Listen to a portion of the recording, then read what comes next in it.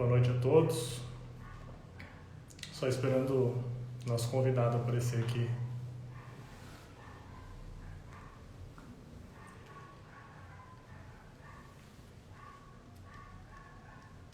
Fala, Diegão. Boa noite a todos. Fala, Gil.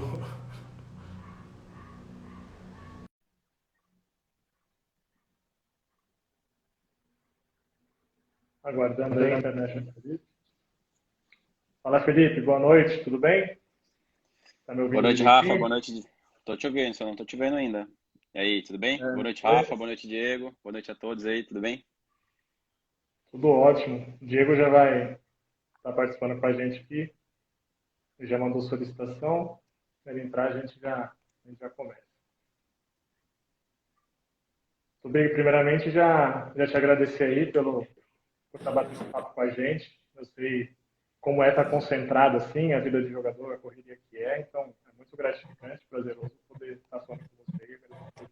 Boa noite, Diegão. Boa noite, Rafa. Boa noite, Felipe. Boa noite, Boa noite. rapaziada. Boa noite. Prazer é todo meu, Rafa. Sabe que é Fê, um prazer. é, valeu. Diegão, quer falar alguma coisa? Não, sempre só agradecer aí. O Felipe sempre muito solícito em atender a gente, falar com a rapaziada. Já deixar de antemão aqui o agradecimento a ele, né, pela moral que dá sempre aí pra gente. E já deixar ele avisado aí que ele é um grande ídolo de toda a rapaziada, porque a gente sempre utiliza muito, principalmente os lances e a frieza e as características dele nos treinos para que a molecada possa se espelhar aí. Só deixar esse agradecimento já público aqui. É isso, hein? Bacana, muito bom saber Ô, Fê, que tem bastante referência com o nosso trabalho aí para mim da.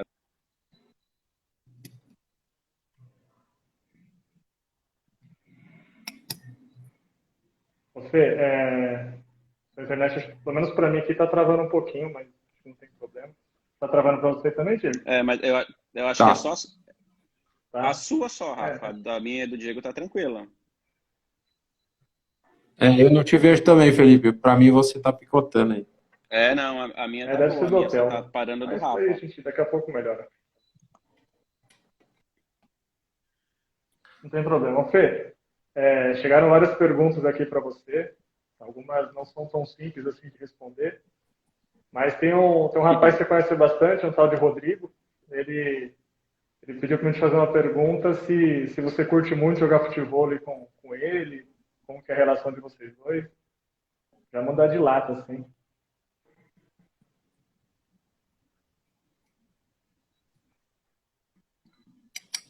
Rodrigo Ele, ele, Raimundo. pergun- ele perguntou se você curte jogar um futebol, Rodrigo. Eu acho que é teu parente, ele. Oi. Ah, tá. Voltou. Peraí que eu não tô vendo Você tá vocês. travando. Aí, melhorou? Coisas da internet. Foi. Agora acho que vai ficar boa.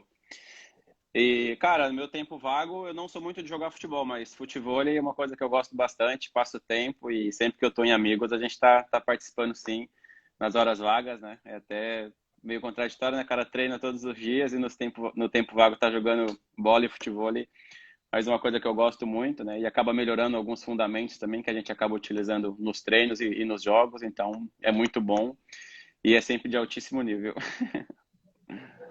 Tem uma pergunta aqui do Pedro Navarro, inclusive ele é aluno aqui da RP. Você acha que o seu talento com os pés, a sua qualidade de um jogo apoiado, ela começou no Audax, ou foi antes disso ou após o Audax? Cara, eu acho que são etapas e todas elas foram muito importantes, né? E até hoje a gente procura evoluir, né? E aprender individualmente com todo mundo que a gente trabalha, principalmente os próprios goleiros, né? Que a gente acaba mudando de time, a gente acaba tendo contato com várias características individuais de cada um, né? E você sempre acaba pegando aquilo que o atleta individualmente tem de bom e colocando dentro das suas características para poder melhorar e evoluir, né? Então, acho que que é um contexto assim que vem por etapas. Eu acho que ter começado no futsal me ajudou bastante, né? Joguei muito futsal society antes de ir para o campo, e isso facilitou bastante, né? O fato de ser canhoto também me ajuda bastante, né? Parece que quem é canhoto requer um pouco mais de habilidade, e ter trabalhado no Audax com o Fernando Diniz, né? Foram 10 anos com o Fernando Diniz, e quando você trabalha dentro de um sistema que te dá essa proteção, que te dá essa liberdade de jogo, né? Que te dá essa liberdade de você poder errar, de você poder evoluir, crescer como atleta e como ser humano, eu acho que dentro dessa visão você acaba melhorando como ser humano, como atleta, então é um conjunto, né? Acho que juntando tudo isso a gente consegue melhorar, e até hoje, como eu disse, a gente vai evoluindo, vai melhorando, e com o passar do tempo a gente vai ficando mais experiente e aprendendo com todos os goleiros, companheiros de time, e agregando aí um pouquinho de cada para que a gente continue nessa evolução, e dentro dessa evolução para que a gente possa ser essa referência que a gente é aí para o pessoal da RP, para os goleiros que estão começando. E a gente sabe o quanto o futebol evoluiu, né? Dentro desse aspecto de jogar com os pés, então tudo aquilo que a gente puder dar de informação para que isso cresça cada vez mais, eu acho que é bastante importante. Legal. Ô, Felipe, deixa eu aproveitar esse gancho que você deu aí. Eu sou um pouquinho mais antigo que vocês. Eu joguei um pouquinho antes que vocês, né? Eu sou 87. Não tanto assim, que eu sei, mas eu sou de uma geração que tinha um pouco menos de informação, né? Então hoje a gente escuta muito falar de análise de desempenho, estatísticas, etc. Como funciona isso vamos falar assim, no teu nível, né? No nível de futebol, e vamos falar de Série A1. Como funciona isso? Quando você vai pegar um time, tem análise de desempenho sobre o time que você pode sair mais curto, um time você precisa esticar mais porque a marcação sobe, esse tipo de informação corre também? Sim, sim. A gente tem o pessoal da análise de desempenho, né? Que eles, jogo a jogo, eles repassam para a gente, né? Os pontos fortes e os pontos fracos da equipe adversária que a gente vai enfrentar. E dentro dessa análise, a gente sempre acaba explorando as melhores opções, né? Tem time que adianta muito as linhas, e a gente acaba usando mais a bola média nas diagonais, né? Para os nossos laterais, para fazer superioridade numérica. E tem time que acaba fazendo uma marcação individual e deixando o goleiro livre, né? Líbero. Então eu acabo tendo um pouco mais de condução de bola, acabo ficando mais com a bola. Mas tudo isso é jogo a jogo, cada jogo é uma história, cada jogo é um tipo de análise, e a gente não muda a nossa metodologia de jogo, mas a gente se adapta ao adversário diante desses recursos que a gente tem com o pessoal da análise para poder facilitar o nosso trabalho, né? Não é uma ciência exata, mas dentro da maioria das informações que a gente tem do adversário, a gente acaba tendo muito mais vantagens do que desvantagens dentro do jogo, né? Claro que dentro do jogo tem o improviso, tem as coisas que a gente não controla que acaba acontecendo, mas dentro do que a gente tem de informação, a porcentagem ela acaba sendo sempre maior e favorável para a gente, que acaba estudando e explorando esses pontos fracos dos adversários. Legal, bacana. Perfeito. E outro gancho aí do que você falou do Diniz, né? Da época que você teve com ele. Você ainda tem contato com ele? Tem alguma notícia dele aí? Sim, sim. Eu tenho contato com todos os treinadores que eu trabalho. Eu acho que, independente do trabalho que é feito, a gente tem uma relação humana, né? Extra profissão. E às vezes, como eu disse, foram 10 anos com o Fernando Diniz, né? E eu não evoluí, melhorei só como atleta. Eu acho que como ser humano também, né? Todo mundo sabe que o Fernando Diniz é psicólogo, é um cara que humanamente aí é diferenciado. E quando você evolui humanamente, você acaba evoluindo também, né? Como atleta, como pai, como amigo, como irmão, enfim. Você acaba evoluindo em todos os aspectos e acaba te tornando um maior consequentemente, né? Então eu tenho contato sim com ele, com o Rogério, com todos os meus treinadores. E é legal você ter essa relação porque o futebol não se encerra ali, né? Quando você deixa de trabalhar com a pessoa, né? O futebol continua, e independente de onde a gente esteja e do time que a gente esteja defendendo, a gente é profissional, e quem ganha com esse contato e com essa evolução, como eu disse, humana, e dentro do futebol também, quando a gente está trabalhando junto, eu acho que quem assiste é o torcedor, é a galera que é apaixonada pelo futebol. Então, ter esse contato é bastante importante, tanto quando você trabalha junto, quando você também não trabalha, em termos de crescimento para um contexto geral, né? Um contexto de vida, assim. Bacana. Muito Vai daí, legal. Rafa. Felipe, você falou dos canhotos, né? Diegão é canhoto, muito famoso aqui na RP. Tem uns desafios com ele, né? O pessoal toma umas chapadinhas dele aí. O Matheus também está aqui na live, canhoto. Referência com os pés também. Gabriel Leite, apesar de ser destro, está te mandando um abraço. São caras que jogam muito bem com os pés. Eu tive o prazer de está jogando contra eles, enfim, são todos referências e hoje em dia o futebol moderno ele pede isso. Aproveitando o gancho que você deu de relação com treinadores, bom, o que mais está na mídia hoje, o Rogério, né? Você manteve uma boa relação com ele todo esse tempo. E tem bastante gente perguntando aqui, nem vou citar tantos nomes, que foram várias pessoas fazendo essa pergunta. Você tem vontade de sair do Fortaleza e se tem, ou já teve alguma proposta do Rogério, por exemplo, alguma coisa assim? Que você possa falar, né? Claro. Não, acontece muita coisa na internet hoje, né? E o mundo é voltado à internet, então nem sempre aquilo que acontece na internet é de fato o que vai acontecer, o que as pessoas esperam que aconteça. Cara, eu estou muito feliz aqui no Fortaleza. A gente sabe que dentro de um processo de atleta profissional de alto rendimento tudo pode acontecer, né? Hoje eu defendo Fortaleza, amanhã eu posso defender uma outra equipe, mas hoje eu estou 100% focado aqui, com a cabeça aqui, né? A gente tem campeonatos dificílimos pela frente, né? Dar sequência no trabalho que vem sendo feito aqui, mas dentro da nossa profissão a gente sabe que a qualquer momento isso pode acontecer. Mas hoje o meu foco é aqui, minha cabeça é aqui. E dentro do trabalho que a gente faz e vem fazendo, né? Eu vou entrar no meu terceiro ano de Fortaleza, né? Dando sequência aí numa trajetória bem bacana, desde quando eu cheguei aqui até hoje. A tendência é fazer o meu melhor, como eu sempre procuro fazer, e evoluir dentro das competições, como individualmente, coletivamente, para que dentro desse trabalho, né, que o Fortaleza cresça dentro desse trabalho e dessa ideologia que a gente tem aqui já dentro desses 3 anos. E dentro desse processo, acho que é normal, né? É difícil falar isso, né? Mas hoje o meu foco é aqui no Fortaleza, dar sequência no Campeonato Brasileiro, na Copa do Nordeste, nas competições que a gente está disputando. Uma coisa que é visível, Fê, eu sempre acompanho seus jogos, né? Não só para a nossa amizade, até por crescimento individual também. Então, todos sabem, você é uma referência com os pés, não é demagogia nenhuma falar sobre isso. E eu vejo que muda o treinador, né? Depois que o Rogério saiu, você continua construindo, né? Não tanto igual antes, a ponto de chegar no meio, mas, enfim, com saída curta, com autonomia para mostrar a sua qualidade. Isso mostra o quanto um goleiro que mostra confiança, com uma sequência grande, igual vocês entendem. E como você disse, já vai para o terceiro ano, ela dá segurança para qualquer treinador, né? Ter construção de jogo. E é legal você ter tocado nesse assunto, porque assim, né, todo treinador, a gente teve várias mudanças de treinadores já, né? Começou com o Rogério, que tinha o sistema que usava o goleiro inserido, né, na metodologia de trabalho dele, mas independente do treinador que está sobre o comando da equipe, o goleiro ele vai estar sempre inserido no sistema de jogo. Uns treinadores utilizam mais, outros menos.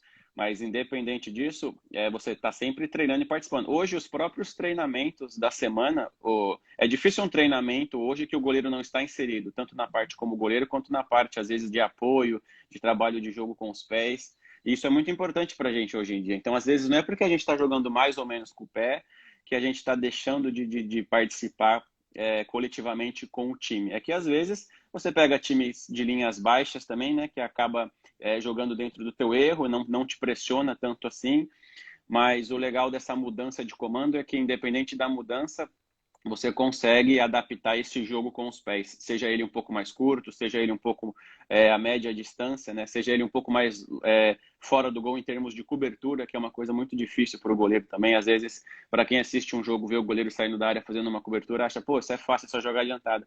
Mas é um time de segundo assim que pode fazer com que o erro seja muito eminente, né? Nessa situação de cobertura. Então, é uma coisa que a gente tem que estar sempre muito atento.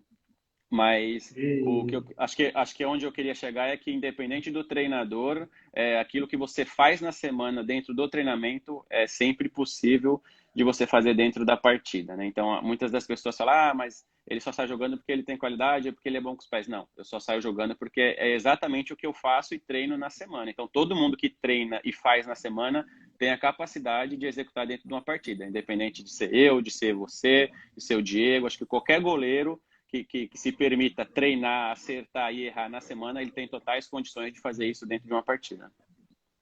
Aproveitando isso que você está falando eu comentei de sequência, você também, e muita gente fala de você como um goleiro que constrói jogada, que joga bem com os pés, isso daí já não é novidade para ninguém. Eu te acompanho há muito tempo também, né? Desde o Paulista, que a gente conviveu junto. De um ano para cá, não mais, acho que 2 anos para cá, você evoluiu absurdamente embaixo do gol também. Né? Você sempre foi um ótimo goleiro, mas o campeonato que você fez ano passado, por exemplo, foi absurdo, assim. para quem te conhece, sabe da sua qualidade, mas teve uma grande evolução. É onde eu quero chegar. Você acha que a maturidade, com o tempo, com a idade, com a experiência de ter o segundo ano no Campeonato Brasileiro, assim, atuando mais, te fez evoluir muito? Tipo, você teve alguma coisa no seu estilo de jogo que mudou? Você jogou mais dentro do gol, mais fora do gol, enfim. Alguma coisa nesse tipo? Alguma coisa mudou nesses últimos 2, 3 anos? Cara, é um processo, né? Acho que só quem é goleiro e passa por todo esse processo, acho que acaba tendo um entendimento um pouco mais refinado sobre o que é jogar em alto nível. E eu vim jogar Série A com 30 anos de idade, né? Minha estreia na Série A foi no Atlético Paranaense, com 30 anos, e, e eu demorei a atingir essa maturidade, né? O goleiro vem dentro desse processo de experiência, de maturidade, porque a gente sabe que um erro com pouca idade pode te jogar para o final da fila, e muitas das vezes você não tem a oportunidade de ter novamente uma oportunidade, de repente, num cenário de Série A, de Série B, porque é muito difícil construir, mas dentro de um erro acaba te jogando para o final da fila novamente. Então, dentro desse processo, eu acho que o que pegava mais assim entre o ser bom com os pés e o ser bom goleiro foi pelo fato de eu ter jogado muito tempo com o Fernando Diniz, né? E ele usa desse sistema de jogo com os pés. Então, eu fazia bons campeonatos, mas o que ficava sempre à frente era o bom jogo com os pés. E depois que eu meio que desvencilhei do Diniz e vim trabalhar com o Rogério, que também tinha um pouco desse sistema, depois acabei pegando o Chamusca e hoje o Anderson, que tem um pouco de característica diferente de não ficar tanto com a bola assim. E as pessoas começaram a ver que, né, era possível jogar futebol comigo no gol, independente do jogo curto, ou jogo médio, ou jogo longo. E dentro dessas competições e dessa sequência de titularidade de 2 anos jogando em alto rendimento, que é a Série A, eu pude fazer 2 grandes campeonatos, né? Acho que esse campeonato brasileiro que terminou, acho que eu fui o goleiro que mais peguei pênalti também, que é uma coisa que sempre coloca em destaque o goleiro. Mas dentro do meu jogos com os pés, que sempre foi um destaque, eu acho que o goleiro passou a ser mais destaque do que o jogo com os pés, por conta dessa sequência de titularidade e por conta dessa mudança de comando também, né? Que acho que independente do comando e do treinador, as pessoas meio que falou, não é mais o Felipe Alves que só joga com o Fernando Diniz que tem esse trabalho com os pés. Hoje em dia, a maioria dos treinadores também tem esse trabalho de jogo com os pés curto e essa evolução dentro do futebol, mas independente do comando e da maneira de jogo, eu também consegui mostrar que por trás de um goleiro que joga bem com os pés, também tem um goleiro que faz boas defesas, que comanda bem o time. E, como eu disse, tem essa situação do pênalti também, que acaba deixando a gente em um certo destaque. Então, dentro de um contexto geral do aspecto goleiro, né, em termos positivos e negativos, eu acho que a galera conseguiu ter esse entendimento de que ele joga com os pés, mas primeiramente eu sou goleiro. O jogo com os pés ele é um algo a mais e que as pessoas viam isso com prioridade e hoje talvez não vejam mais. As pessoas meio que já aceitaram isso e têm o entendimento que antes do jogar com os pés vem o goleiro, né? Eu não jogo só porque eu jogo bem com os pés, assim, porque eu consigo ter uma regularidade como titular, fazendo bons jogos e bons campeonatos. Legal. Ô Felipe, pegando de novo, né, o gancho do que você falou, principalmente com relação à maturidade, né, já que você comentou que você veio fazer a primeira Série A com 30 anos, né, aí o Alan, meu parceiro Lula aqui também, eu tive o prazer de jogar com ele aqui no Flamengo de Guarulhos, foi profissional também. Ele faz uma pergunta com relação à sua leitura de jogo. O quanto você acha que evoluiu de lá para cá a tua leitura de jogo? E eu emendo na pergunta dele, como você enxerga a evolução do jogo de lá para cá? Cara, sobre a maneira de pensar o jogo, eu acho que isso é uma coisa que é pouco treinada e muito executada dentro do jogo. Às vezes a gente acaba treinando muito fundamento, muito específico, mas a gente não trabalha a parte cognitiva do entendimento da jogada e de como a jogada possa ser construída e como ela possa acontecer dentro de campo na hora do jogo, né? Então, quando você treina específico, é apenas o específico do gesto técnico. E muitas das vezes você não sabe de onde vem o chute, não sabe como é que vai ser a tabela, o cruzamento. E são duas coisas difíceis de entender, assim. E essa maturidade vem com o jogo, vem jogando, vem acertando, vem errando. E dentro dessas ações no jogo, a gente acaba amadurecendo, né? Pô, eu tenho certos limites. Até aqui eu posso ir, até aqui eu não posso ir porque eu vou me expor muito, principalmente o fato dessa leitura de cobertura e pelo fato de jogar com os pés, a gente está sempre um pouco mais adiantado. Então, antes de tomar qualquer decisão precipitada que possa nos prejudicar, a gente tem que sempre dar uma olhadinha para trás para ver o posicionamento que a gente está do gol, a distância que a gente está das traves, porque tudo isso faz a diferença na hora de uma tomada de decisão, né? E a gente sabe que quando o goleiro toma a decisão, ele tem 1, 2 segundos no máximo para poder executar a defesa, né? E o erro e o acerto do goleiro está dentro desse time aí de segundos e milésimo, que às vezes é imperceptível, você acaba fazendo grandes defesas dentro de um piscar de olhos. Então, eu acho que essa evolução mental ela é muito importante, mas ela é uma coisa também muito individual e que você só adquire ela jogando, né? Porque a responsabilidade do erro do jogo, ele é muito maior do que a responsabilidade do erro do treino. Então, por mais que você treine, tem coisas que você só acaba amadurecendo e evoluindo diante de uma situação de jogo, diante de grandes jogos, de jogos de TVs, de jogos importantes, né? Como semifinais, finais. Eu acho que o peso e a responsabilidade dos jogos te tornam um atleta melhor em termos de competição, de maturidade, de tomada de decisões também. Felipe, Legal. Diegão, rapidão, só aproveitar o gancho. Concordo com tudo que você falou. Você é um cara que faz muitas defesas que o pessoal comenta bastante. Pô, o Felipe foi de tal jeito para a bola, que tecnicamente não é, vamos dizer, o correto, mas você resolve assim, né? Já defendeu bola de cabeça, por exemplo. É um recurso, todo mundo sabe que é um recurso. E concordo com você. Eu vou dar um exemplo meu bem pessoal. Minha saída de gol começou a melhorar muito quando eu parei de ligar para o gesto técnico, né? O importante é como você define a jogada, não como você vai por ela. Lógico que você tem que criar da forma correta. E aproveitando esse gancho, na RP a gente tem muito dessa metodologia. Lógico que a gente faz a parte técnica, mas o que define o goleiro é como ele vai reagir perante situações diferentes que tem no jogo. É muito simples você anunciar todas as jogadas e chegar no jogo acontece alguma coisa totalmente diferente, você não sabe o que fazer, né? Então, uma coisa que a gente trabalha muito lá. E queria que você me falasse uma coisa que você tocou um ponto que eu acho que muita gente quer saber. Eu já sei, né? Não sei se você vai querer contar ou não. Você falou de pegar muitos pênaltis. Você quer contar o que você faz ou vamos deixar em segredo? Aí é com você. Cara, o pênalti ele é muito, muito detalhe, né? Claro que não vou revelar o segredo aqui, porque não existe uma fórmula mágica de pegar pênalti, né? Acho que cada goleiro tem que se sentir confortável dentro do seu Mas eu sei o que você faz. e da maneira como a gente trabalha. Mas, assim, eu acho que o pênalti ele é muito mais intuitivo e um jogo de indução. Acho que quando você consegue jogar esse jogo de fazer o atacante, de você induzir o atacante a fazer aquilo que você quer, as suas chances de defesa ela aumenta muito, né? Até porque a gente tem o pessoal da análise de desempenho, como foi comentado na pergunta passada, e eles ajudam demais. Então, às vezes, saber demais onde o batedor bate o pênalti acaba atrapalhando, né? Porque te gera uma certa ansiedade, você acaba saindo antes e dentro dessa questão de segundos, o batedor acaba te visualizando e acaba mudando a batida, ou virando o pé, né? Então, saber demais atrapalha e saber de menos também não é tão bom assim. Então, você tem que ter um time legal, você tem que ter uma avaliação corporal legal do batedor e calma, né? Eu acho que calma e paciência é a maior virtude para que você possa ter um acerto mais positivo do que negativo na hora da cobrança do pênalti. E voltando um pouco na pergunta anterior, mudou bastante também o aspecto do goleiro, porque antigamente o goleiro, o bom goleiro, né, e o goleiro em maior evidência, era colocado no topo da lista o goleiro, não vou dizer o mais espalhafatoso, mas aquele que defendia, né, com mais pose, com mais ponte, com mais defesa. E o trabalho de goleiro em si, de treinamento de goleiro específico, evoluiu demais, mudou bastante. Hoje em dia é muito mais centralizado, é muito mais potencializado dentro de uma academia, de um trabalho de força, de um trabalho de mobilidade, de correção de gestos, né? Que a gente sabe o quanto de gestos e recursos a gente acaba usando e utilizando para fazer uma defesa, né? Às vezes a galera que acompanha o futebol vê aquela defesa de longe, né? A entrada de cama, que a gente faz aquele gesto.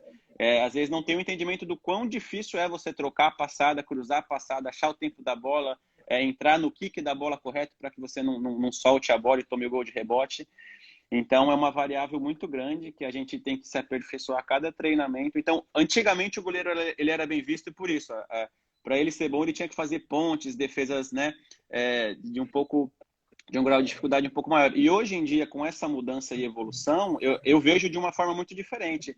O goleiro que tem essa noção de ocupação de espaço um pouco melhor do que a de pontes e tudo mais, porque tem um estudo que saiu aí que 80% dos gols tomados dentro da Série A é tudo dentro de um raio de ação defensivo. Então, 80% dos gols tomados, você não precisa dar uma ponte para defender. Você só precisa ter essa leitura, né, ter essa leitura de jogo e essa leitura mental na hora da partida de que você precisa ocupar o espaço e não dar a ponte. E muitas das vezes, às vezes, um passo para o lado você faz a defesa. E às vezes você substitui isso por uma ponte, você acaba espalmando, dando um rebote errado, espalmando a bola para dentro do gol, por conta de ter uma leitura equivocada ou de ter essa referência de que para ser uma boa defesa, às vezes você precisa ter essa adaptação de que a boa defesa é uma ponte. Não, a boa defesa é defender, não tomar o gol. E isso mudou bastante, tanto para os treinamentos quanto para o que acontece dentro do jogo. E são poucas as pessoas, às vezes, que têm essa percepção, né? Às vezes o cara faz uma defesa que nem é uma defesa excepcional e o próprio narrador acaba narrando como se fosse, assim, um milagre. E nem foi uma defesa simples. E, às vezes, uma defesa muito difícil pelo posicionamento, pela construção da jogada, acaba sendo uma defesa de nível técnico, tipo, nota 10, e as pessoas não dão tão valor porque não tem esse entendimento do que é realmente uma defesa difícil e do que é realmente um goleiro que às vezes acaba forçando algumas defesas. Fê, não sei se você conhece, Jaqueline Macedo, meu Deus, mandou. Meu Deus, que goleiro lindo esse Felipe Alves. Não sei se você está acompanhando aí. Beijão aí para toda a minha família, estão assistindo, estão acompanhando aí, para os amigos também, Gabriel Leite, Matheus, estou acompanhando a galera aqui pelas mensagens, queria deixar um abração já para todo mundo, não dá para acompanhar todas aqui porque eu estou falando, mas deixar um grande abraço aí para todo mundo que está acompanhando. Fica à vontade, viu, Fê? Se você vai ver alguma coisa que você queira responder aí, fica super tranquilo. Hoje o papo é com você, né? A gente está aqui só para dar andamento. Diegão, alguma coisa? Eu queria fazer uma pergunta. A gente acompanhou, lógico, até pela proximidade e por sermos todos fanáticos por futebol, como é jogar essa fase final do Brasileirão aí com o pé no pescoço, vamos dizer assim, né? O Fortaleza não caiu, né? Conseguiu se manter na Série A, mas o quanto pesa, o quanto cai lá atrás, né? Que a gente sabe onde estoura toda a bucha sempre, quanto pesa jogar com essa ameaça de rebaixamento aí, boa parte do campeonato. Deixar um abração aí pro Húngaro, pro Vitor também, tô deixando um salve aí para eles. Cara, foi bastante complicado, né? Porque a gente vinha de uma sequência muito boa, né? A gente vinha de um ano muito positivo, e quando você tem um ano muito positivo, você é cobrado por aquilo que você fez, né? E se o próximo ano ele não é tão bom quanto o ano que passou, você acaba sendo cobrado pelo ano que passou, né? A galera às vezes não tem esse entendimento de que o campeonato é difícil. A gente teve a parte da pandemia também, que acabou fisicamente, mentalmente desgastando bastante todas as equipes, todos os atletas, né? A gente ainda passa por isso até hoje. Então foi uma mudança muito radical, né? E a gente acabou pagando um preço muito alto no final do Brasileiro, onde as coisas não caminharam muito bem. E Campeonato Brasileiro é isso, cara. É dificuldade de todos os jogos, todas as partidas, né? Então você tem que estar sempre muito bem atento e concentrado, porque todos os pontos conquistados dentro de um Campeonato Brasileiro, ele é importante para que nessa reta final, esse ano foi um grande exemplo. A gente não foi tão bem na reta final e mesmo assim a gente conseguiu a permanência por conta do que a gente fez no começo e no meio da competição. Então, o começo, o meio e o final da competição, eles têm essa mesma importância porque quando você passa por essa dificuldade no final de um campeonato, que você acaba dando valor de repente, a um começo de temporada muito boa, a um meio de campeonato muito bom. E no primeiro ano de brasileiro aqui, a gente teve uma reta final de time que estava entre o G4, né? Acho que dentro dos últimos 10 jogos nossos, a gente acabou fazendo uma pontuação aí de G4, né? Então foi o nosso grande destaque do primeiro ano. Já para esse segundo ano, onde a reta final não foi tão boa, porque, como eu falei, teve a pandemia, teve mudança de treinador, mudança de comando, de jeito de jogar também. A gente acabou pagando um preço alto, mas graças ao bom início, né, e o que a gente fez também na metade da competição, acabou nos permanecendo na Série A. E é muito ruim, né, porque hoje em dia a gente sabe, se você parar para ver a Série B hoje em dia, ela tem aí 8, 10 times considerados times grandes, que vão demorar um certo tempo para voltar para a Série A por conta dessa competitividade, das equipes estarem atingindo um nível muito alto dentro das competições. E esse fato de juntar o calendário, desculpa, Rafa, rapidinho, e esse fato de juntar o calendário do ano passado com esse ano, o quanto você acha que isso pode atrapalhar vocês? Não entendi, pode repetir? Esse fato de ter juntado o calendário, né, por conta da pandemia, vocês terem ficado aí praticamente sem parar, né, com pouquíssimo tempo de descanso, o quanto você acha que isso pode pesar? Quanto pode atrapalhar o trabalho? Cara, eu não vejo que possa atrapalhar, mas eu vejo que individualmente a parte física ela tem que ser muito bem conversada, porque a gente não teve tempo de fazer uma pré-temporada, a gente não teve tempo de fazer certos tipos de manutenção que o corpo precisa quando se termina uma temporada e inicia-se outra. Então, dentro dessa individualidade de cada atleta, eu acho que o diálogo com o treinador de goleiro, o diálogo com até mesmo o próprio treinador com relação ao nível de cansaço. E tanto é que hoje em dia você vê muito o revezamento, né? A galera poupa jogador, a galera reveza, tem um elenco um pouco maior por conta dessas condições, né? Eu acho que você tem que ter o seu momento de reforço muscular, o seu momento de descanso, e dentro dessa sequência de competição que acabou emendando uma na outra, a gente não teve esse tempo, né? Então, para poder evitar lesões e deixar você 2, 3 meses aí fora dos gramados, que também é quase que perder a temporada, né? Todo mundo sabe o quanto é ruim você ter um tipo de lesão dentro de grandes competições. Então, acho que o diálogo ele é o fator principal para que você possa estar bem, se cuidar e não deixar em momento algum de estar ali jogando e treinando em alta performance e competindo de igual para igual com grandes equipes. Fê, queria aproveitar e fazer uma pergunta meio séria, assim. Aproveitar que está aqui na live o Murilo Prats, né, o Matheus, o Húngaro, o Vitor, o Gabriel Leite, enfim, vários goleiros profissionais. Você hoje, por estar na Série A1, estaria um pouco mais em evidência, o Tomazella aqui também. Sua palavra é sempre forte, né? Sua opinião é mais forte. É mais fácil de escutar. Eu queria saber sua opinião sobre o futebol na pandemia. Eu tenho uma opinião, o Diego tem a dele, enfim. Independente disso, eu queria saber saber sua opinião, né? Se você é a favor de continuar, se acha que tinha que parar, o que você acha dos clubes menores, como que eles têm que lidar com isso, enfim. Eu quero saber sua opinião sincera sobre tudo isso. Cara, é muito delicado, né? E é uma coisa muito radical. Eu não sou a favor de que pare, nem a favor de que continue. Eu acho que tem que ser respeitado individualmente todo mundo. Eu acho que se parar, muitos dos times não sobrevivem dentro do futebol. E isso é ruim porque quando você perde equipes de nome ou equipes que brigam para permanecer em certas divisões, você acaba tirando o emprego de muitas pessoas, porque por trás de um time de futebol existe 50, 100 funcionários mais os atletas, né? E às vezes as pessoas não têm esse entendimento. Então, são vidas, né? São famílias que tem por trás disso. Então, eu não sou a favor de que pare o futebol, mas dentro desse risco que a gente tem de vida, a gente não pode passar por cima disso. Eu respeito também todos os tipos de opiniões, mas eu acho que parando o futebol seria mais problemas, até porque as pessoas também não podem parar de trabalhar, né? Então, a gente tem esse certo limite que a gente não pode ultrapassar, tem as pessoas que concordam e que discordam, mas eu acho que parando, como eu disse, por trás de um time de futebol existe milhares de famílias, de pessoas que trabalham e que precisam sustentar a sua família. E eu acho que dentro desse contexto geral, a gente acaba tendo um cuidado até mais especial do que alguns outros tipos de trabalhadores, porque a gente acaba fazendo a testagem 2, 3 vezes por semana, sempre antes de partidas a gente está fazendo a testagem também, a gente tem o resultado dos exames sempre com antecedência, né?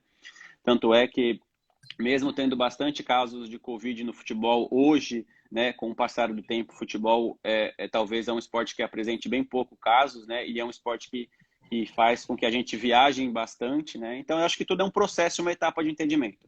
Tem quem concorde, tem quem discorde, eu respeito todos os tipos de opiniões, mas eu acho que se parasse o futebol de vez, muitas equipes não conseguiriam retornar depois por conta financeiramente exclusivo, né? Porque não tem como você sustentar um time de futebol parado, sem torcida, sem jogo, sem movimentar a verba, né, o dinheiro, e isso seria muito mais negativo do que positivo. Como eu disse, por trás de um grande time existe milhões de seres humanos e de famílias que dependem do trabalho, e não só no futebol, né? Eu acho que todos os tipos de profissões também, isso é válido para todas as profissões. Quem tem o privilégio de ficar em casa, de ter uma condição financeira um pouco melhor, eu acho super aceitável ficar e manter, mas quem não tem e precisa correr atrás, é dessa maneira que eu vejo, cara. Não existe uma regra, existe você sobreviver a cada dia. Eu vou tocar nesse assunto mais 30 segundos, a gente mata. Só para aproveitar que tem bastante gente assistindo e dar minha opinião como atleta de um clube menor. Muita gente fala na mídia muitas coisas, né? E não dá uma voz para a gente estar falando também, até por isso que eu queria que você falasse. Mas é importante que todos saibam aqui, com um atleta menor, se ele não joga, se ele não atua, ele fica sem dinheiro. A gente não tem o salário que as pessoas imaginam que a gente tem, né? Um salário de uma pessoa comum, às vezes até menor. E quando a gente está no campeonato, né, no dia a dia, como você disse, tem a testagem, dá para a gente trabalhar, para o nosso tempo, para a nossa casa, para a nossa família, e saber o quanto de risco a gente está tendo ou não, e ter um suporte do clube caso aconteça alguma coisa. Quando para o campeonato, a gente não sabe se a gente vai receber, a gente tem que se virar para treinar, a gente vai treinar em lugares que não são os ideais, e só aumenta o risco, né? Porque a gente sabe se a gente não tem, se não tem, se vai receber, se não vai receber, enfim. Acho que dentro desse parâmetro do futebol, para quem só escuta o que passa na televisão, é bom entender o lado de clubes menores também. E para encerrar esse assunto aqui, Fê, o Fê do Papo de Goleiro está perguntando para você, do Rogério Ceni de novo, com respeito à inserção do goleiro no esquema de jogo, se você conversava muito com ele, com o Rogério sobre isso, e se ele te dava um total respaldo para a construção de jogada, ou se tinha alguma coisa pré-definida por ele. Acho que você quer saber mais ou menos o que o Rogério, se ele te colocava alguma coisa para fazer, ou era uma coisa meio que livre sua. Tá, eu vou terminar a pandemia e já volto nessa pergunta dele, tá? Lembra aí. Eu concordo com você. Eu acho que muitas das pessoas que às vezes acompanham mais por notícias, né? As pessoas acham que todo jogador de futebol ele ganha e recebe como o Neymar. E não é, a realidade é totalmente diferente. São milhares de clubes, são milhares de salários, são milhares de condições. E é igual profissão. Todas as profissões têm o seu chefe, tem o seu gerente, tem o seu subchefe. E cada um tem um tipo de salário, e dentro do futebol é assim também, né? Não é todo mundo que tem esse respaldo milionário que o pessoal que joga na Europa acaba tendo. E dentro dessa dificuldade que a gente está falando da pandemia, acontece muito isso, né? E como eu disse, a gente tem acesso a testes todos semanais e, né, o Matheus até comentou aqui que o futebol talvez acaba sendo o lugar mais seguro pelo tanto de testes que você acaba fazendo e de cuidado que as pessoas acabam tendo com você, que às vezes se você ficar só dentro de casa fazendo o essencial, que é mercado, o necessário para sobreviver, às vezes você não tem essa condição de respaldo, de ser testado, de fazer o teste, de não ter condições de fazer o teste, e então o futebol acaba te dando também essa condição. Mas como eu disse, não é uma regra, quem tem condições de se isolar e ficar em casa, permaneça, quem tem que lutar pelo pão de cada dia, vai atrás, porque a gente sabe que essa individualidade tem que ser respeitada por todos e espero que em breve a gente possa estar o mais livre possível dessa pandemia o quanto antes. O quanto mais rápido, melhor, né? Mas dentro das condições que a gente vive hoje, é a maneira como eu vejo, né? Eu acho que é isso. E voltando à pergunta do Rogério Ceni, cara, como eu disse, eu acho que o diálogo ele é a base de tudo, né? Quando eu vim para cá, a pedido do Rogério, eu já sabia que ele gostava desse jeito de jogar, ele já sabia que eu tinha essas características por ter trabalhado com o Fernando Diniz muito tempo, e acho que foi um agregado muito bom, assim, a gente juntou o útil ao agradável, e ele é um cara extremamente competitivo, ele é um cara que se doa ao máximo nos treinamentos da semana, é um cara que mora ali dentro dos treinamentos praticamente para poder melhorar, evoluir, corrigir, e ele é um cara de livre-arbítrio, assim, total.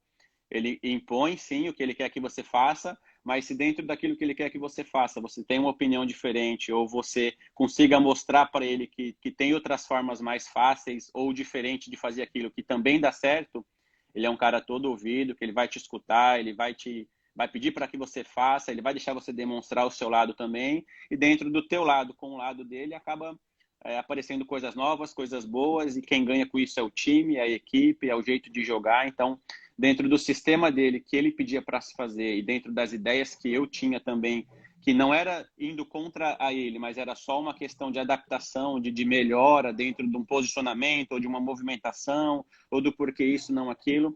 Tudo isso fez com que o Fortaleza crescesse e que o sistema dele fosse cada vez melhor, né? Porque todo mundo sabe das condições de treinador dele, é um cara muito inteligente, jogou, né? Tem esse feeling muito bom, taticamente. Então, eu acho que dentro desse agregado, né, de diálogo, de conversa, de treinamentos na semana, né, acho que a diversidade de treino que você faz na semana também facilita bastante para que você faça no jogo. E ele foi um cara sempre muito mente aberta para isso. Ele nunca chegou e falou, não, é desse jeito e ponto. Muito pelo contrário. Às vezes começava de um jeito e terminava de um outro ainda melhor por conta dele dar essa liberdade de ouvir, de falar e de se posicionar diante daquilo que você pensa também. Até porque eu, particularmente, acho que a melhor qualidade de um treinador é entender o que o jogador pode dar para ele, né? O que ele pode fazer para o treinador. Se ele buscar o que cada um pode enfim, não adianta o Rogério Ceni será com você e querer que você dê balão lá para frente. É a mesma coisa assim, Rafa. Hoje em dia todo mundo fala assim, por que são poucos os goleiros que jogam com os pés? Hoje em dia tem uma coisa muito importante que é o seguinte, todo treinador quer um goleiro que jogue com os pés, mas quando acontece o seu primeiro erro, ele é o primeiro a te tirar e não ficar do seu lado. Então isso é muito difícil, porque quando se tem esse erro, você acaba indo para um final da fila e é difícil você chegar a ter uma outra oportunidade numa Série A, numa Série B, de repente até reconquistar a titularidade. E isso dentro da nossa trajetória de goleiro. Porque assim, jogador de linha, às vezes um jogador joga em 2, 3 posições. Então ele acaba tendo mais oportunidade de jogo. O goleiro só joga de goleiro. Por mais que hoje a gente faça o líbero, faça um pouco mais avançado ali. Então, assim, o maior erro que eu vejo hoje é o treinador que quer esse tipo de trabalho, mas que não fica do lado do goleiro quando tem erros. E erros acontecem independente do sistema de jogo. Se ele usar o goleiro ou não, o erro vai acontecer. Só que quando acontece o erro com um goleiro que joga com os pés, parece que esse erro aumenta de tamanho. E não deveria ser assim, muito pelo contrário. O erro acontece porque você treina dessa forma. Então, quando você treina fazer algo, pode dar certo, pode dar errado.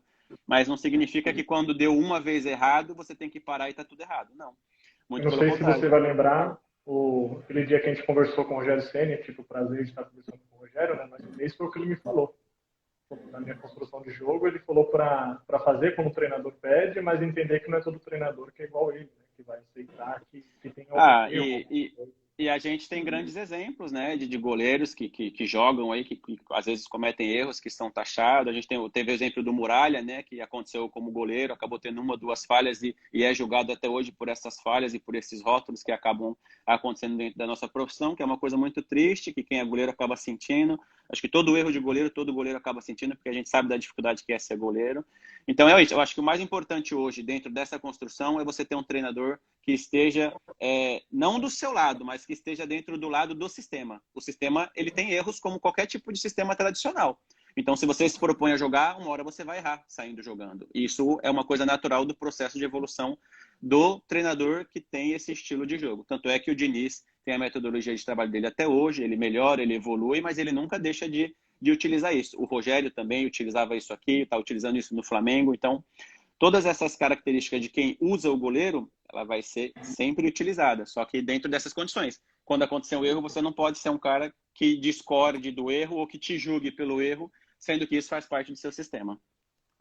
Goleiro, aí eu acho... Desculpa aí, Diegão. Desculpa, última Rafa. cortada que eu vou dar. Claro, manda bala. O Vitor Souza está falando que passou isso ano passado na Série B, que o treinador falava para ele fazer, mas quando aconteceu algum erro, mandava dar um chutão.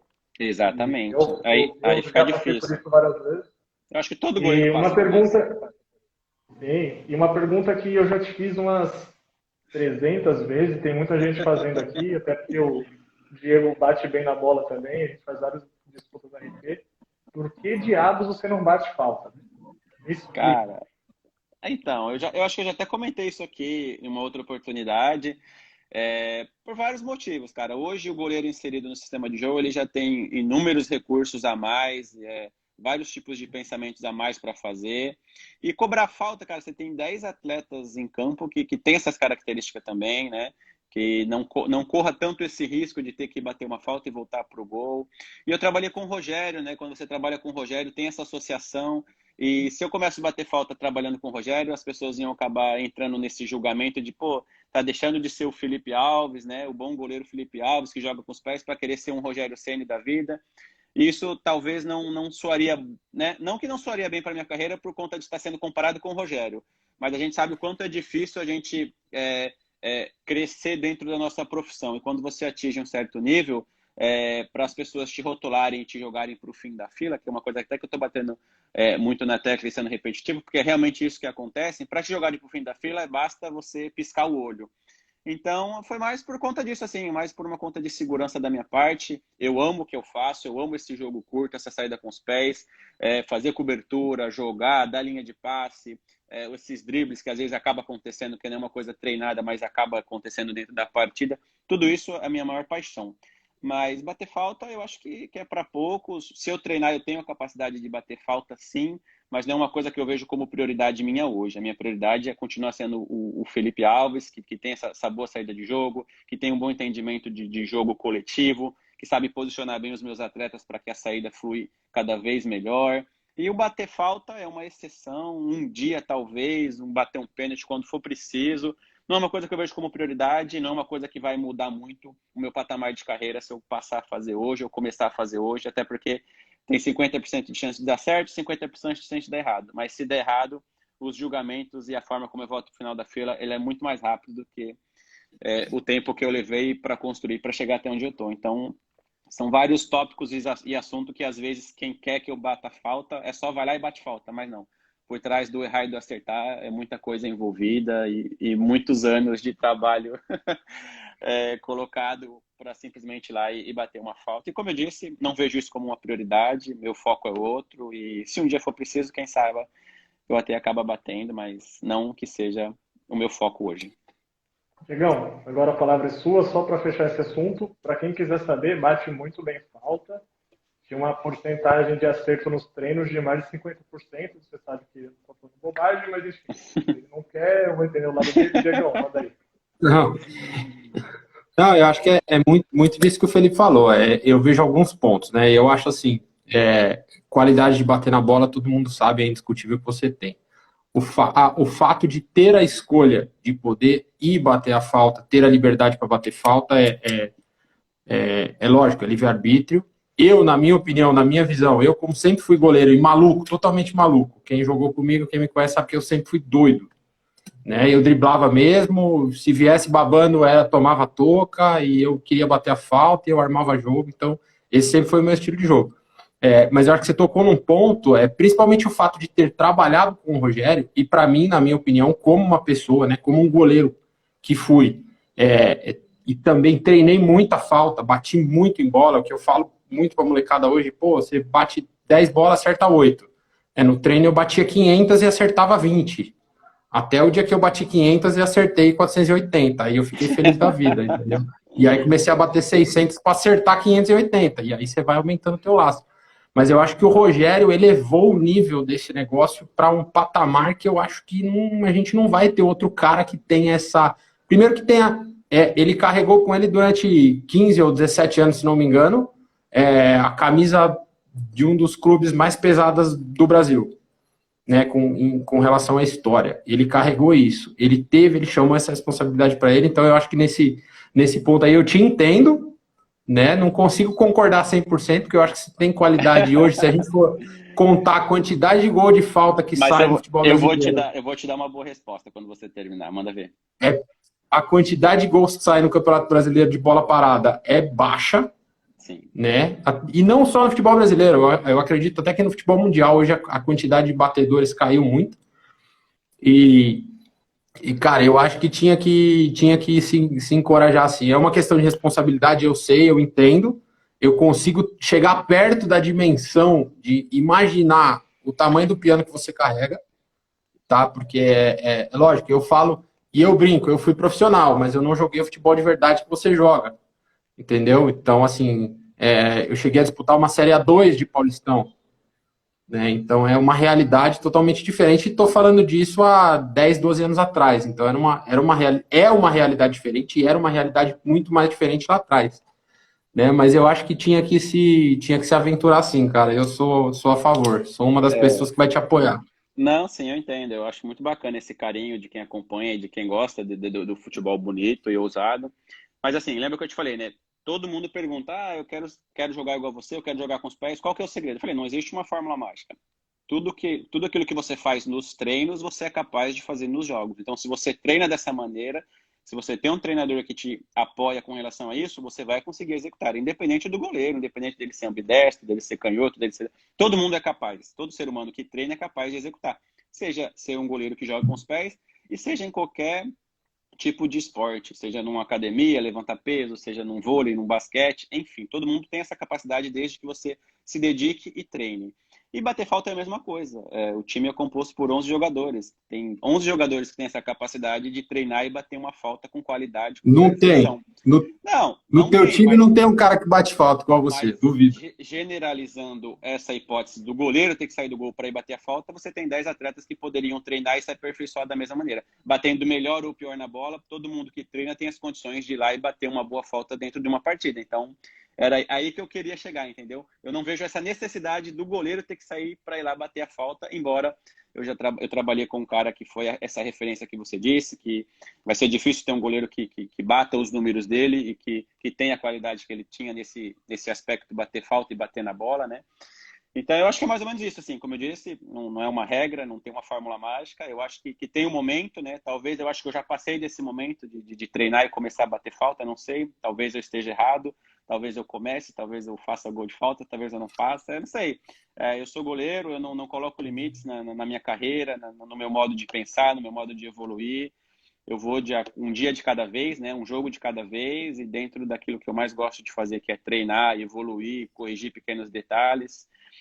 Quem sabe um dia, né? Como eu disse, não estou prometendo, mas também não estou descartando 100%. Possa ser que um dia aconteça, aí a gente vai saber se deu certo ou não. Estaremos aqui na torcida.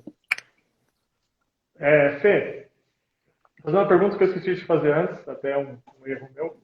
Você está na concentração, né? Você tem hora para tem café da noite, alguma Não, coisa? mano, só 10 horas, tá tranquilo. Só 10 horas? Pode ser que daqui uns 5 minutos mais ou menos a live caia, porque acho que é uma hora só. Tá, Mas aí a gente recomeça. volta, tá? Fechou. O Pedro Papo de Goleiro fez uma pergunta boa. Se você acha hoje, falando de treinamento profissional, você acha que hoje é muito mais importante o trabalho técnico ou situacional, né? Você acha que já falou um pouco sobre isso?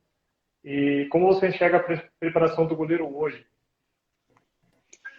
Cara, eu vejo de uma forma muito positiva. Eu acho que todas as situações são importantes, mas eu acho que hoje em dia o nível do treinamento de goleiro ele está muito elevado. Eu acho que hoje em dia a gente trabalha muito menos repetições e muito mais situações de jogo, que eu acho que é um ganho importantíssimo para o goleiro. Antigamente, né, os goleiros mais antigos vão se identificar, a gente fazia 10, 12 repetições de queda para um lado para o outro, isso era exaustivamente cansativo. E quando você faz um exercício que você fadiga muito rápido, você perde a precisão e a qualidade, né? E hoje em dia a gente trabalha muito mais, com muito mais qualidade e com muito menos repetição. Muito repetição que eu digo é dentro de cada exercício, não que a gente trabalhe pouco em termos de tempo, né? E eu acho que o trabalho extra-campo também ele tem uma importância muito grande para o goleiro. Eu acho que o trabalho de força, de potência, de correção de postura, de mobilidade, hoje em dia é o goleiro que consegue agregar mobilidade, força, enfim, dentro das suas características individuais, né? Sabendo reconhecer o que você tem de melhor e potencializando isso, eu acho que você evolui bruscamente como goleiro e dentro desses detalhes, o treinamento de goleiro ele está hoje em dia assim no fino do treinamento. É muito complexo, né? Mas como eu disse, treinador de goleiro trabalha com 4 ou 5 goleiros. Cada um tem uma maneira individual de ser. Um é mais forte, um é mais rápido, um é mais técnico, um é mais isso, um é mais aquilo. E dentro de todo esse contexto individual de cada um, ele tem que montar trabalhos e treinos, tanto de parte de academia quanto de campo, individual para que cada um possa ter a sua evolução individual, para que esse individual se sobressaia dentro do coletivo. Queria mandar um abraço para o Helder, para o Wendel, que estão acompanhando a live. Tem duas perguntas bacanas né? aqui, Rafa. Manda aí. Uma é do Wendel, nosso Wendão, nosso gigante. Deixa eu... fugiu a pergunta aqui. Espera aí que sumiu o comentário aqui. Eu vou fazer a do Wendel, então você faz a outra. Aí. Então, o goleiro europeu... É o goleiro europeu que você mais admira pela maneira de jogar com os pés. Steiger, Barça. Sério? Pra mim, o melhor de todos. Né? Sério mesmo? E o seu, Rafa? É o que eu gosto de ver jogar, cara. Pra mim é de uma tranquilidade que eu desconheço. Eu vejo muitos vídeos e gosto muito de ver o Ederson e o Felipe. Pra mim são os dois melhores do mundo. Eu acho que eles peguem... Não, o Ederson, né? O Felipe e o Ederson, pra mim, são diferentes. O Felipe, não por ele estar aqui, mas os campos que ele joga não são tão bons assim. E eu já vi ele jogando na Javari bem ruim, querendo os próximos. É verdade. Sim. O Ederson, né, pelo sistema de jogo do City, mas boa, Matheus. E o Ter Stegen, para mim ele tem muita opção também, ele faz muita bola diagonal, acho que foge um pouco do estilo do Felipe. Só isso que eu falei. Legal. A outra pergunta aqui é se você já pensa no pós-futebol em virar preparador de goleiro. Cara, eu ainda não penso, tô começando agora como goleiro, tô jovem, goleiro joga até um pouco mais, né? todo mundo sabe disso. Não parei para pensar ainda nisso, claro que tenho alguns projetos em mente, mas nada avançado, só ideias mesmo. Mas eu gosto muito da área esportiva, não sei se diretamente, quando eu parar, eu quero trabalhar com futebol, enfim, não sei. Mas tem muitas outras coisas que me agradam também, que eu gosto, e como eu disse, não parei diretamente para pensar sobre isso, mas ainda tem um bom tempo aí para pensar sobre. Mas acho que vou fazer uma boa escolha quando eu parar sim. O Vitor Souza, um abraço para ele também, tá perguntando se você pensa em jogar até quantos anos. Os caras estão querendo te aposentar, hein, mano? Pois é, cara. Cara, como eu disse, eu não tenho limites para o meu trabalho, nem para a evolução humana e o que a gente consegue fazer. Da mesma maneira que o futebol evolui todo ano, né? Melhora todo ano, cara, eu vou até onde eu me sentir confortável com o meu corpo, com as minhas ações. Eu acho que quando o corpo parar de acompanhar a mente, a cabeça e começar a dar esse tipo de problema de não acompanhar o seu raciocínio, eu acho que é o momento de você começar a pensar em parar, e isso é o tempo que vai dizer. Eu não tenho uma idade certa para querer parar. Se eu conseguir jogar até os 40, eu vou. Se eu conseguir jogar até os 45, eu vou. Eu acho que tudo vai de como você cuida do seu corpo e de como a sua mente reage ao seu corpo. Se eu estiver reagindo bem e o futebol não tiver evoluído tanto assim, né, a ponto de me ultrapassar nesse aspecto, eu acho que eu vou longe. Muito legal. É importante que também os meninos mais novos saibam que o Felipe não bebe, não fuma, dorme cedo, é um cara família. Essas coisas parecem bobeira, mas ao longo do tempo faz muita diferença, uma diferença absurda. Tem uma pergunta aqui do Diego, meu parceiro, veio aqui no São Bernardo, jogou no Palmeiras. Felipe, como foi sua transição da base para o profissional? Um abraço, Diegão. Boa, Vitor. Boa, Vitor. É isso aí. Tô jovem, cara. Fala aí de novo, Rafa. Não ouvi. Eu tava lendo aqui o comentário. Eu nem prestei atenção no que você falou. Pô, logo você, cara, o cara que presta atenção no jogo inteiro. Vai. Como foi sua transição da base para o profissional? Cara, foi muito boa, assim, foi muito rápido também, né? Como eu disse, eu comecei no futsal, mas o Paulista de Jundiaí foi meu primeiro clube, né? De expressão, assim, que eu comecei na base, que eu tive uma base de verdade, né, dentro do campo, né? Com o professor Carlos, com o Bracalho, o Armando Bracalho, o Carlão. E, cara, para mim foi muito importante, porque foi o meu primeiro contato profissional de base e de realmente daquilo que eu queria para minha vida, né? Que era ser jogador de futebol. Então, a minha base foi muito importante, porque eu trabalhei com excelentes profissionais, né? E excelentes seres humanos também, e isso faz toda a diferença para o processo de vida e de maturação. E eu sou muito grato, cara, ao Paulista de Jundiaí, né? Por ter iniciado lá, ter ficado 7, 8 anos lá desse meu início de carreira. E foi lá que abriu portas para mim, né? Então, eu sou muito grato a tudo que eu passei e vi de lá, né? Os momentos bons, os momentos ruins, isso é normal dentro de uma trajetória. Acho que ninguém vive só de coisas boas, nem só de coisas ruins. Acho que tudo isso acontece dentro de todos os tipos de profissões. Então, eu acho que foi bacana pelos profissionais e pelos seres humanos que eu trabalhei lá, que fizeram toda essa diferença para que eu continuasse.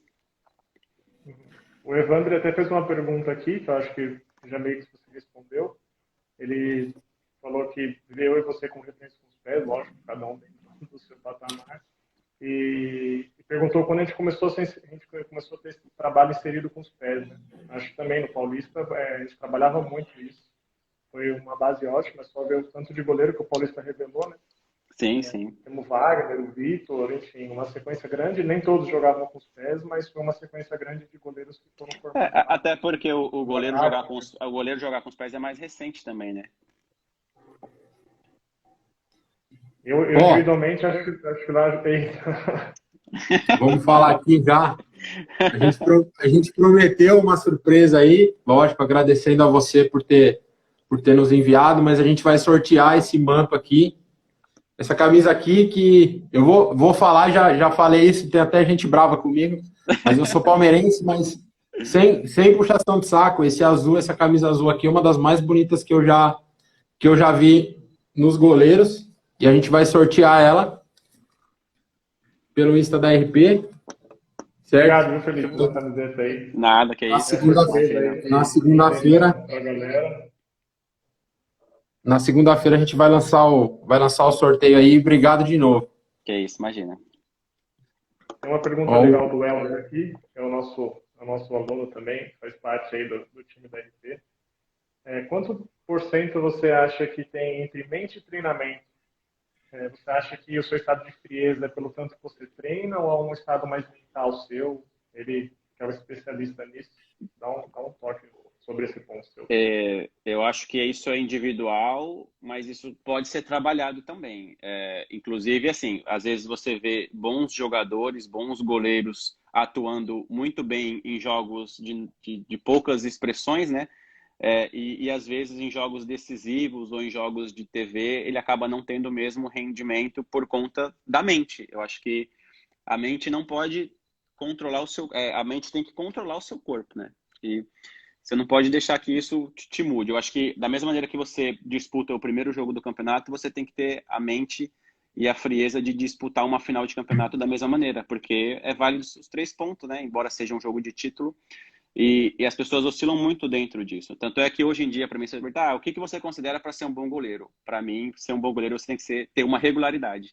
Não adianta você fazer um jogo excepcional e 2, 3 jogos abaixo daquilo que você considera bom para ser goleiro. Então, eu acho que a regularidade acaba te tornando, de fato, um bom goleiro. E para ser regular, você precisa ter uma mente boa.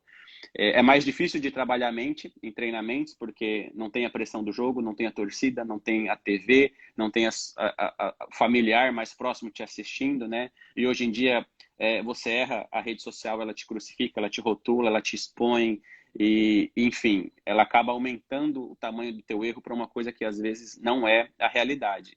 Então, dentro desse modo de ver, mentalmente, a parte ruim é essa. É que o seu erro está muito mais exposto e visível por todos, num estralar de dedos, e é um pouco mais difícil de se trabalhar isso, porque nos treinamentos não é a mesma pressão, como eu disse, né? Então, quando você acaba conseguindo ter esse entendimento dentro das partidas e das competições, você amadurece melhor, amadurece de uma forma mais rápida, e isso é muito individual. Tem pessoas que se sentem bem sobre pressão, sobre o jogo difícil, sobre a mídia, sobre a imprensa, sobre o que vão falar bem ou mal de você. E tem pessoas que se sentem totalmente desconfortável. E dentro desse individual é difícil você falar, né? Como é que eu melhoro uma pessoa que não é tão boa da cabeça assim com relação a esse tipo de coisa. Então, eu acho que é muito mais individual de você reconhecer os seus defeitos e as suas fragilidades para que você, sei lá, converse, coloque para fora, enfim, não sei, terapia, não sei, cara, não sei, não tenho uma resposta exata para isso. Eu falando individualmente de mim, Hipnose. não sei não, tô falando É, sem sacanagem, é, assim, Não, porque o Éder é especialista. e perguntou o Helder que é mestre em hipnose, Felipe.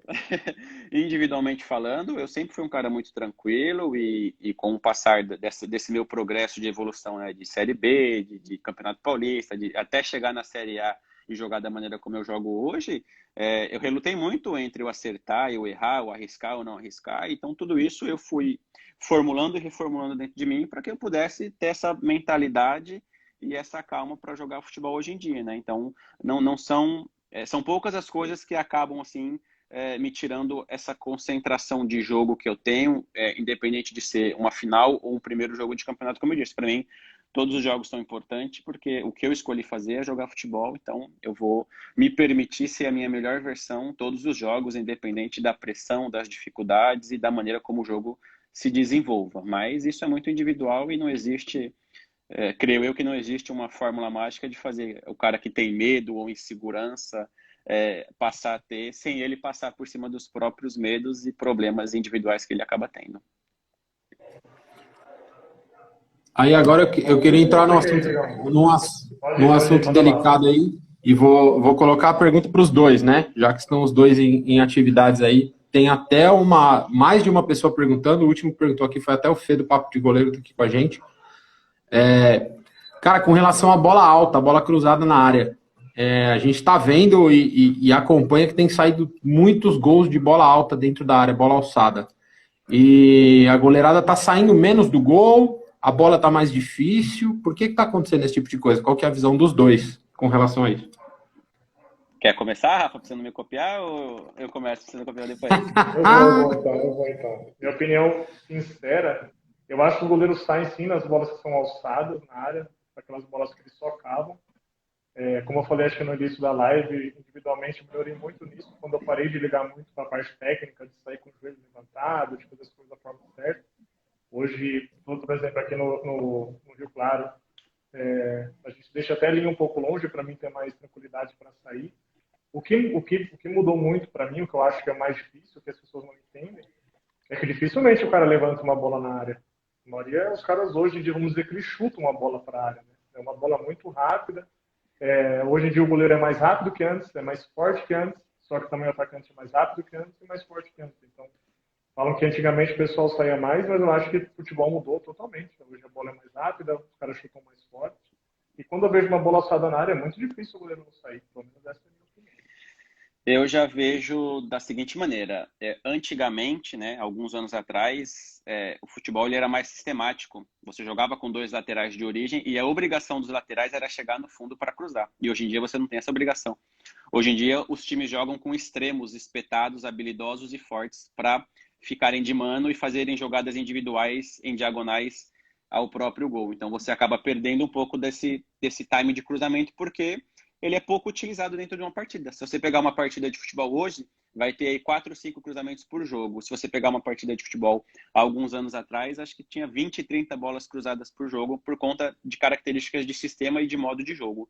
Então, hoje em dia, o futebol ele é muito mais pensado e resolvido individualmente falando do que coletivamente. Então, você tem um jogador que ele é um pouco mais forte fisicamente, ele se sobressai. Um cara que é um pouco mais veloz, ele se sobressai jogando em profundidade, nas costas da última linha.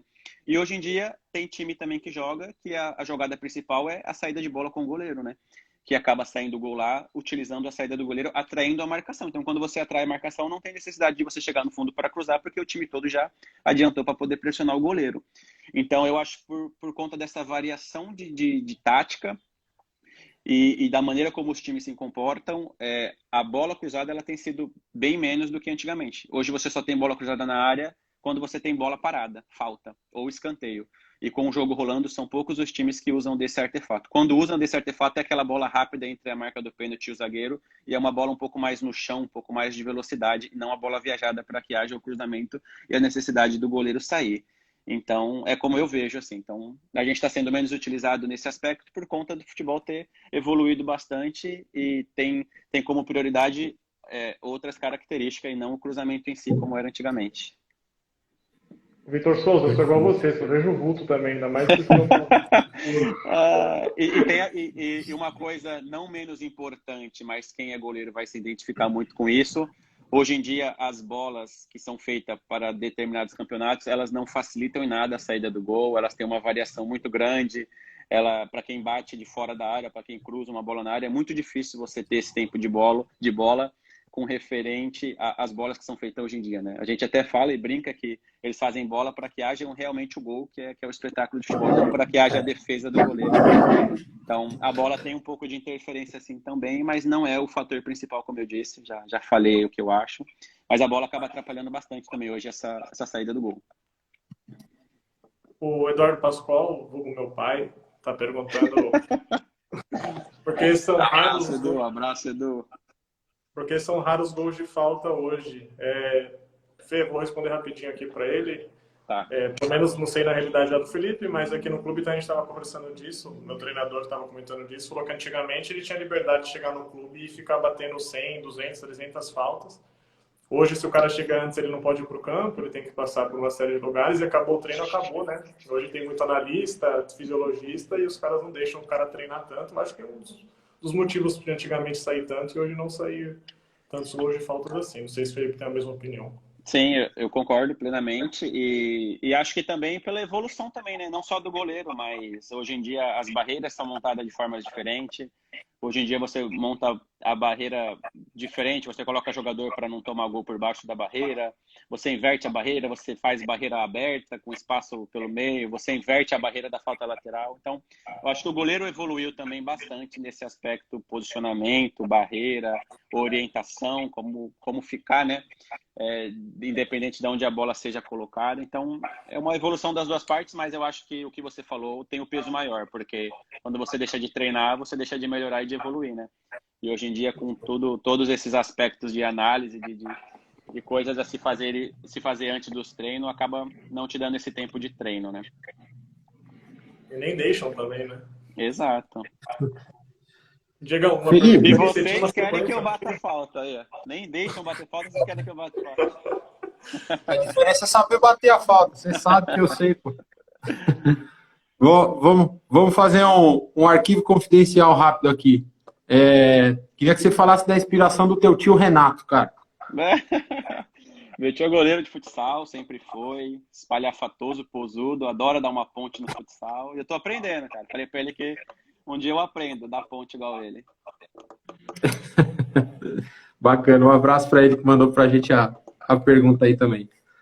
Agora, Felipe, eu queria fazer com você um bate-bola rapidinho aqui. Eu vou falar, você responde rapidinho o que vier na tua cabeça aí, tá?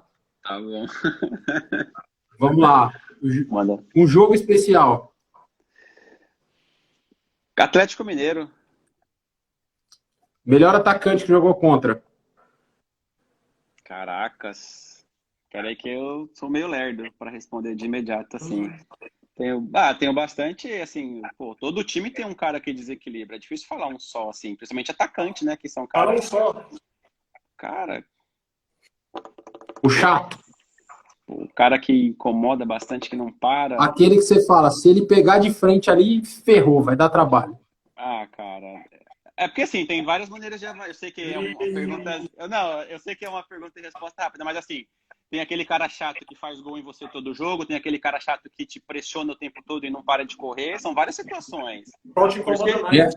Qual te incomoda mais? o que me incomoda mais é aquele que não pressiona, é aquele que fica longe de mim. Esse é o que me incomoda mais, cara. Eu vou responder pra você, o Ricardinho Vitor. Pronto. Não, para de graça, cara. Não. Ah, cara, eu acho Pra quem não sabe, o Ricardinho foi que tomou o chapéu do Felipe. caras que têm bom Abraço, Ricardinho, aproveitamento meu de parceiro. chute, cara, que se... O Pato, quando jogava aqui, ele é um cara extremamente chato, assim. Era um cara que sempre fazia gol e era aqueles gols que a gente fala que é gol de videogame, que o cara tava no lugar certo, na hora certa, e a bola acabava sobrando para ele. Então, ele era um cara que me irritava muito nesse aspecto, porque eu não tinha o que fazer e acabava tomando o gol dele sempre. Certo. E um atacante que você não enfrentou, que você queria ter enfrentado? Ah, nenhum. Eu evito, não quero tomar gol de atacante nenhum. Tô fora dessa pergunta aí. Beleza. Seleção brasileira. Cara, já tive esse sonho, mas hoje acho ele um pouco mais distante por conta da minha idade, por conta de como as coisas acontecem, né, para poder se chegar até a seleção brasileira. Todo mundo sabe que eu não tenho empresário, que eu trabalho por conta própria, e quando você não tem pessoas de nome ou de costas quentes para esses tipos de coisa, eu acho que é mais difícil de acontecer. Você não chega na seleção brasileira só por capacidade própria ou competência. Você tem que ter alguém que te leve até lá. Europa. Europa eu sonho ainda, cara. Acho que eu tô numa idade legal. Não sei como que o pessoal da Europa vê isso, mas dentro do mercado atual, em termos de ser regular e jogar em alto nível, eu acho que eu me vejo jogando na Europa, sim. Legal. E a última aqui, na hora do pênalti, o Felipe. Espera. Esse segredo aí você não vai contar. Eu espero. Se ele bater mal, eu pego. Se ele bater bem, ele faz o gol. Legal. Tem mais? Não, acabou. O bate-bola aqui acabou. Eu sei tudo que eu precisava saber, tá aqui, já tá anotado aqui já. Certeza? Não tem mais nenhuma? Não. Matheus aqui, sempre acompanhando. O Vitor falou que quer virar seu empresário, você dá 10% para ele. Fê, se você não aceitar do Vitor, eu compro 5%, tá? O Matheus, eu já sou empresário dele já. E, ô Fê, você vai jogar contra quem amanhã? Amanhã a gente joga com Confiança, aqui em Aracaju. Tá quente aí? Demais. Só para dar uma quebrada. É uma pergunta, muita gente falando da Europa. Quando a gente vai ficando mais velho, a gente se importa muito com a questão da nossa família, né? Você já tem uma sequência grande no Fortaleza. A gente sabe o quanto ter uma sequência no clube é importante, você ser vinculado com o clube, né? Ainda mais goleiro. O goleiro é um cara que costuma ficar bastante tempo, que a torcida pega muita confiança. Você tem alguma insegurança no momento de sair? Hoje em dia, o que importa mais para você? O sonho, né? Ou a estabilidade para sua família? Então, quando eu era mais novo, eu pensava mais em Europa, assim, né? Hoje em dia eu tenho filhos, tenho família, e para mim sair para a Europa tem que ser uma coisa muito certa e convicta e tem que me dar uma estabilidade de vida, que eu digo, é de tempo, né? Não dá para me arriscar ir para a Europa com um contrato de 1 ano. Eu tenho que ir com um contrato de no mínimo 2, 3, né? Que é para eu poder me adaptar e levar toda a minha família. E quando eu era mais novo, eu já poderia correr mais esse risco, né? Então, hoje em dia, não mais. Então, tem esse empecilho, que não é um empecilho, né? É uma maneira de pensar. E eu creio que se tiver essa oportunidade, vai ser dentro dessas condições. Eu já tive algumas propostas para ir para Portugal, para ir para Turquia, mas nenhuma delas, Estados Unidos, mas nenhuma delas foi dentro desse meu modo de pensar, como eu estou falando, pela idade que eu tenho e pela referência que eu tenho hoje aqui no Brasil, dentro do mercado da Série A. Para mim, sair teria que ser algo de muita estabilidade familiar. Muito bom. Importante também que os mais novos saibam disso. Uma pergunta que tinham feito aqui, eu fiquei de fazer, qual é a sua altura e peso? A garotada sempre pergunta sobre a altura. Cara, eu tenho... Você acha isso importante? Não, sim, é importante, né? Eu tenho 1,87 e tenho 87 quilos, mano. Tá magro, tá bem. O percentual tá bom. Tudo bem, tudo bem. Tá, eu nessa época aí com 1,85, nem que faziam jogar com 78, com 79. Mas o futebol evoluiu bastante, né? Tem o pessoal da fisiologia aí, tem o percentual de gordura, tem índice corporal, acho que todos os profissionais da área acabam sendo bastante exigentes com relação a isso, até porque a gente sabe que é dentro desses detalhes que a gente acaba atingindo as nossas melhores performances, né? E o nosso corpo é nosso material de trabalho, então, quanto mais a gente cuidar bem dele, melhor a gente acaba evoluindo. E o quanto você acha importante o goleiro ser alto? Ter mais de 90, assim, igual o pessoal pede hoje em dia, né? Hoje em dia, eu não vejo essa necessidade, cara. Dentro do quanto evoluiu os treinamentos de goleiro, eu não acho que o goleiro precisa ter mais de 1,90. Eu acho que até 1,80 o goleiro pode ser tão bom goleiro quanto um de 2 metros, por conta da maneira como os treinamentos evoluíram e o jogo. Hoje em dia, antigamente você acabava fazendo 4, 5, 6 defesas por jogo. Hoje em dia você tem uma participação com os pés de 70% e de defesas de 30%. Você acaba fazendo 1 ou 2 defesas por jogo. Você assiste grandes jogos hoje, você não vê o goleiro fazendo mais que 3 defesas. E antigamente o goleiro era muito mais utilizado nesse aspecto. Então, as maneiras de ações mudaram bastante. Então, para que você vai ter 2 metros se 70% das suas ações, às vezes, é com os pés e não como goleiro? É muito relativo, mas eu não vejo essa necessidade do goleiro ter mais de 90. É lógico que, vou dar uma opinião pessoal, é lógico que se um cara de 2 metros conseguir fazer tudo que o de 1,80 faz com qualidade, lógico que ele vai ter vantagem, né?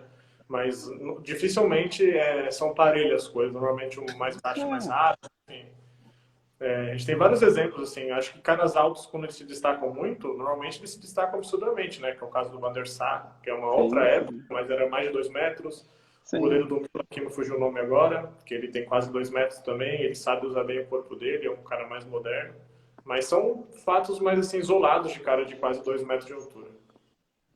Exatamente. E hoje em dia, né? O Vitor está até comentando aqui, né, de fazer o X. Hoje em dia, o enfrentamento também, né, de 1 para 1 do goleiro mudou bastante. É difícil você fazer o gol em alguns goleiros hoje que sabe se posicionar no 1 contra 1. E aí entra esse aspecto que você falou, né? Quanto maior, mais difícil. Quanto menor, mais rápido o cara é, mais difícil. Então, cada um tem uma maneira de analisar. De repente, o cara mais alto, ele não tem tanta agilidade. De repente, o cara mais baixo, ele acaba encurtando melhor esse espaço-tempo que ele tem com o atacante para poder executar a defesa, seja ela em X, seja ela com uma queda ou com enfrentamento. Eu acho que dentro das características individuais, a altura ela é relevante para a tomada de decisão do goleiro. E entra naquilo que vocês falaram de mentalmente, né? Se o cara é alto, ele sabe que ele tem que se posicionar de uma maneira. Se o cara é mais baixo e mais rápido, ele sabe que a ação dele tem que ser outra. Então, quanto mais o atleta conseguir tirar isso dele próprio, mais ele evolui como atleta. E tem algum goleiro na Série A, B ou C, jogamos assim aí, né? Que você gosta muito de ver jogar, ou que você se inspira? Cara, eu assisto pouco futebol, mas eu sempre vejo os melhores momentos, os gols, até para poder situar, né, da onde está acontecendo. Como eu falei, teve os dados aí de 80% dos gols tomados ser dentro de um raio de ação do goleiro defensivo, essas coisas eu me interesso bastante, mas eu não assisto muito futebol nem jogos. Eu pego só alguns momentos que eu gosto, mas hoje aqui, pô, quase todos os goleiros eu gosto. Gosto do Everton, do Palmeiras, gosto de ver o Fábio do Cruzeiro jogar também, que eu acho que são goleiros que têm uma regularidade muito boa e que estão sempre fazendo defesas em altíssimo nível. Gosto do Santos, do Atlético Paranaense, que é um cara muito simples e eficaz nas suas defesas. E acho que é isso, cara. Todo goleiro acaba tendo a sua particularidade que me interessa, assim, dentro de alguma característica do goleiro. Fábio do Cruzeiro, né? Sim. O Wendel, nosso parceiro Wendel, tá perguntando o que você acha do Navas e do Pickford. Cara, é difícil falar desses caras, né? Esses caras são fora da casinha, são absurdos no que fazem. Como eu disse, quando você para assistir o que esses caras fazem dentro de campo, é surreal, é motivador, é o nível que você espera chegar como atleta e jogar, e as defesas que você sonha em fazer. Eu acho que é uma forma de inspirar e motivar absurda. E é muito bom você ter eles como referência, né? Como a gente acaba sendo referência para algumas pessoas, você ter essas pessoas como referência, eu acho que só valoriza e aumenta ainda as suas expectativas, as suas necessidades e o que você tem em mente como sequência de trabalho, de vida, né? E até onde você quer chegar. Como eu falei, eu não sou um cara que coloca muito limites para as coisas, eu vou vivendo, vou aprendendo, vou evoluindo e dentro de acompanhar esses monstros do gol aí, a gente acaba fazendo parte desse processo, dessa evolução e melhorando também. Acho que ver eles a gente acaba aprendendo bastante também. Uma coisa interessante. Felipe. Peraí, Diego, desculpa te cortar. Claro. Você falou do Navas do Pickford, né? Que olha, fazem coisas incríveis. Enfim, você vai entender o que eu quero dizer. Hoje, para mim, eu vejo você fazendo coisas incríveis, né? Tem muita gente que está assistindo, vê você fazendo coisas incríveis. Como você acha que é a diferença de um goleiro? Você já jogou uma A2, uma Copa Paulista, hoje você está na Série A. O que você sente de diferença para um goleiro que está no patamar igual eu estou hoje, para o que você está e para o que o Navas está, por exemplo? Você acha que é uma diferença tão grande? Dá a sua opinião sobre isso. Então, envolve muito a parte mentalmente, que foi tocada aqui em alguns assuntos sobre a gente, que é extremamente importante, o cara dominar esse controle mental, né? Principalmente para jogar, e extra-campo também é muito importante. E eu vejo de uma maneira bem simples, Rafa. Eu vejo que é questão de oportunidade. Eu acho que você tem qualidades e você tem qualidade para jogar uma Série A, eu tenho qualidade para jogar na Europa, e todo mundo tem a sua qualidade para jogar aonde sonha e aonde deseja. O problema é que às vezes a gente não tem oportunidade. Então, você ter qualidade é uma coisa, você ter oportunidade é outra. Hoje em dia, 99% dos seres humanos que nascem querem ser jogador de futebol. Querem ser goleiro, querem ser atacante, querem ser Neymar, querem ser Cristiano Ronaldo, querem ser Messi. E todo mundo quer, mas são poucos os que têm a oportunidade. Então, eu vejo como oportunidade. Eu tive a minha oportunidade de Série A com 30 anos. Talvez eu ainda tenha a minha oportunidade de jogar na Europa. Eu não sei, como eu disse, o céu é o limite. Eu estou batalhando e se acontecer, vai acontecer. E eu estou me preparando para quando acontecer, para que eu possa ser essa minha melhor versão que eu sou hoje lá também. Entendeu? Não é uma coisa que eu sou bitolado e que eu sou alucinado nisso, mas é uma coisa que mentalmente eu já me preparo que possa acontecer. Então eu acho que a grande diferença é essa. Se eu te tirar de onde você está hoje e te colocar numa Série A, você vai relutar um pouco mentalmente, vai duvidar, vai ter os seus... né? Pô, posso, não posso, a sua confiança e sua desconfiança vai brigar com você mesmo, mas a partir do momento que você começa a treinar e jogar, você vai ver que você é capaz e que você tem a qualidade de estar ali. Então, eu acho que a oportunidade, ela é muito mais difícil do que a qualidade que muitos acabam tendo e não tendo a oportunidade. É a mesma coisa da seleção. Tem muitos goleiros que têm oportunidade de estar na seleção e nunca estiveram. Né? O Fábio é um caso, o próprio Rogério teve o seu momento de seleção, mas foi muito questionado por não ir, e muitos outros goleiros que hoje poderiam defender a seleção brasileira e não defendem muito por conta disso, questão de oportunidade e não por falta de qualidade e talento. Diegão? Eu ia fazer um comentário aqui, tem o Romel, não sei se você conhece, ele estava falando aqui, inclusive, do seu preparador de goleiro aí, do Guto, falou para quando você pegar a seleção, levar o Guto contigo. Ele fez um comentário aqui sobre o X, que aí é um negócio que eu também vou levantar essa discussão aqui para os dois. né? Eu brinco que sou old school, então o movimento do X é um movimento que eu sinceramente nem sei fazer. Então é um recurso que eu, quando jogo, não me utilizo dele. E muito se tem visto, né? A gente vê bastante e vê sendo utilizado com muita efetividade. Ele fez um comentário aqui que fala que realmente o X tem a sua aplicabilidade, né? Só que tem muita gente usando ele de forma precoce. E aí acaba tomando o gol, ao invés de fazer uma saída tradicional, acaba fazendo esse movimento do X fora de hora. Queria que vocês comentassem isso aí também. Eu começo agora, hein, Rafa? Cara, Manda lá. eu dou muito valor ao X hoje em dia. Passei a aprender a usá-lo, né? Não tinha de customizar, embora eu venha do futsal. É um X diferente feito no futsal. O X do campo ele é muito mais amplo, muito mais de ter uma leitura de jogo exatamente nessa exatidão cirúrgica aí que foi comentado. E eu acho que onde ele quis chegar no comentário é que para fazer o X, no meu ponto de vista, e sendo bem simples e tentando resumir para não ficar uma coisa muito longa, porque o X é uma coisa, né, que não tem fim, mas assim, o X ele tem que ser feito em um momento que você não pense. Aconteceu a jogada, você pega e faz. Fez o X, deu certo. Quando você pensa, vou fazer o X, você não está na distância certa de fazer ele, porque deu tempo de você pensar. Então, quando você pensa em executar o movimento do X, que é do enfrentamento 1 para 1, você está pensando em fazer. E quando você pensa em fazer, você acaba definindo a jogada, né, precocemente para o atacante, que acaba te tirando, fazendo gol, te deslocando de uma maneira com maior facilidade. E quando você está ali concentrado e atento e não pensa em fazer o X, você está diminuindo espaço, diminuindo espaço, diminuindo espaço. E quando você fez o X, você simplesmente fez, você não pensou. E eu acho que o time correto de se fazer o X é esse, é não pensar, simplesmente fazer. Quando você pensa, você sempre cria esse equívoco e às vezes acaba fazendo numa distância não aconselhável e é onde o atacante acaba se sobressaindo diante do goleiro. Muito bem. Minha opinião é bem parecida, de certa forma.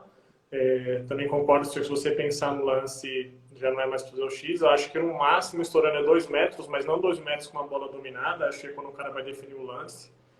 E minha opinião, assim, como goleiro, acho que eu evolui bastante nesse aspecto. Eu fazia muito X, diminui bastante. Eu acho que o X você faz meio que, vou tentar tirar o espaço do cara e pronto. Até porque quando você espera um chute, ela pode passar do seu lado, por baixo. E o X você se joga e se defende da situação. Dificilmente um goleiro toma um gol hoje fazendo um X e alguém fala alguma coisa. Só que quando o goleiro espera e o cara chapa uma bola e ele não chega, alguém tem alguma coisa a falar do goleiro. O X ele meio que ele define a situação. Ó, fiz o X, o cara fez o gol, paciência. O Felipe ele espera bastante a definição do atacante antes de fazer o X, né? O X é um ponto final. Acho que o cara quer dizer que tem gente que faz o X antes. Tipo, o cara pegou, fez o X, o cara tirou de mim, paciência. E se faz o X antes, te pega em movimento, né? Você não consegue estar estabilizado, estático ali para fazer a defesa. Você deixa de usar um gesto técnico melhor e mais eficaz, substitui pelo X e acaba tomando. Você facilita o gol, né? A gente tem que dificultar tomar o gol. E quando a gente faz no momento errado, a gente acaba facilitando o gol. O Rodrigo falou a verdade. Tá na hora do fone de janta. O Vitor Souza falou que tá fazendo pilates e ginástica olímpica aqui, mas não consegue fazer o X de jeito nenhum. Ô Fê, Diegão, tem mais alguma pergunta?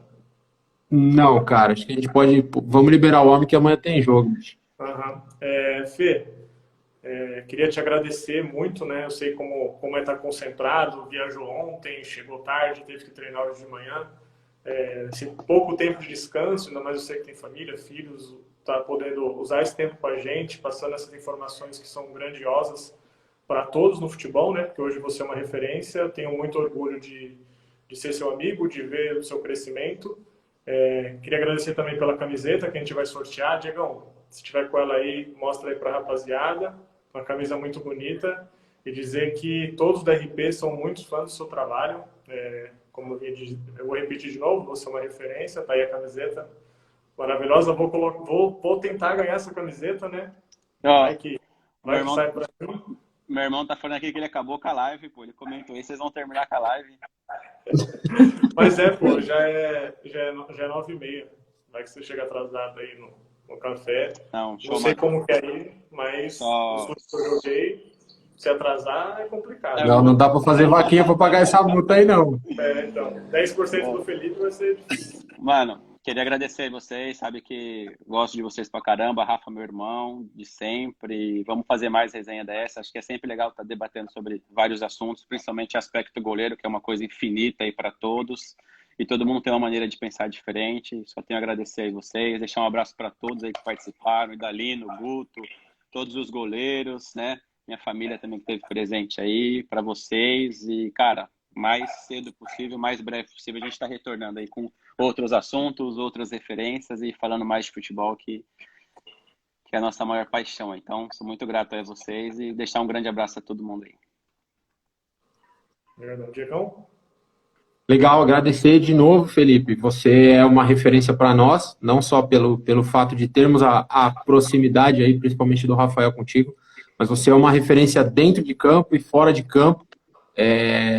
Agradecer e te dar os parabéns, porque hoje em dia a gente sabe, inclusive com questão de instrução e etc., são poucas as pessoas que têm a capacidade de lhe dar um papo, de levar um papo dessa forma.